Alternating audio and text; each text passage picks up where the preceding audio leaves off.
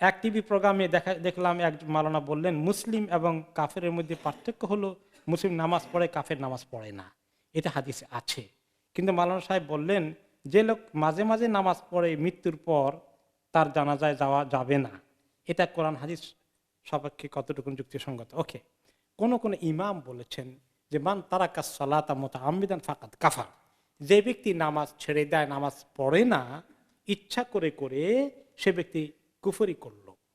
এর ভিত্তিতে ইমাম আহমদ ইবনে হাম্বল রহমতুল্লাহ আলাইহি বলেছেন, নিয়মিত নামাজ তরক করে যে ব্যক্তি, মাঝে মধ্যে পড়ে হয়তো বা কিন্তু নিয়মিত তরক করে ফেলে, প্রায় তরক করে, প্রায় পড়ে না, তাহলে এই ব্যক্তি আর মুসলমান নাই, কাফের হয়ে গেছে। এটা ওনার ফতোয়া। ইমাম আবু হানিফা রহমতুল্লাহ আলাইহি বলেছেন, না, সে এখনো কাফের হয় নাই, মুসলমান আছে কিন্তু বিশাল গুনাহ করেছে, তাকে বন্দি করে জেলখানায় রাখা হোক। যতক্ষণ পর্যন্ত তওবা করে নামাজ 5 ওয়াক্ত না ধরবে, ততক্ষণ তাকে জেল থেকে মুক্ত হতে দেওয়া যাবে না। ইসলামী রাষ্ট্রের এই দায়িত্ব। তো তিনি মুসলমান মনে করছেন ঠিকই, কিন্তু আসলে কিরকম মুসলমান আছে, এইটা ওই হাদিসে যে কুফরির কথা বলা হয়েছে এর পক্ষে ওলামায়ে কেরাম বলেছেন, ইবনে আব্বাস রাদিয়াল্লাহু আনহু বলেছেন, হুনাকা কুফরুন দুনা কুফর, এদের কুফরি কয়েক রকমের আছে। একটা বিরাট কুফর, আল্লাহকে মানি না, আল্লাহ নবী রাসূল এবং এগুলো নিয়ে যখন উল্টাপাল্টা মন্তব্য করে, সেই কুফরি আকীদা থেকে খারিজ হয়ে যায়, আর মুসলমান থাকে না, তার জানাজাও পড়ানো যায় না, নামাজও পড়া যায় না।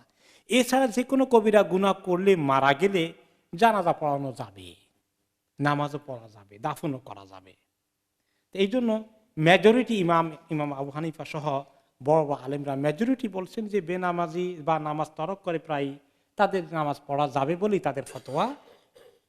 শুধু ইমাম হাম্বল থেকে শুরু করে কিছু ইমাম বলেছেন তাদের নামাজ পড়া যাবে না, তাদেরকে মুসলমানদের কবরস্থানে দাফন করতেও নিষেধ করেছেন, যে অন্য কবরস্থানে দাফন করা হোক, মুসলমানদের কবরস্থানে না। তো যারা মুসলমান মনে করেছেন, তারা কি এদেরকে খুব ভালো মুসলমান মনে করেছেন? না, বিরাট কোয়েশ্চন, বিরাট কোয়েশ্চন। তাদের ইসলামের ব্যাপারে আসলেই কোয়েশ্চন আছে।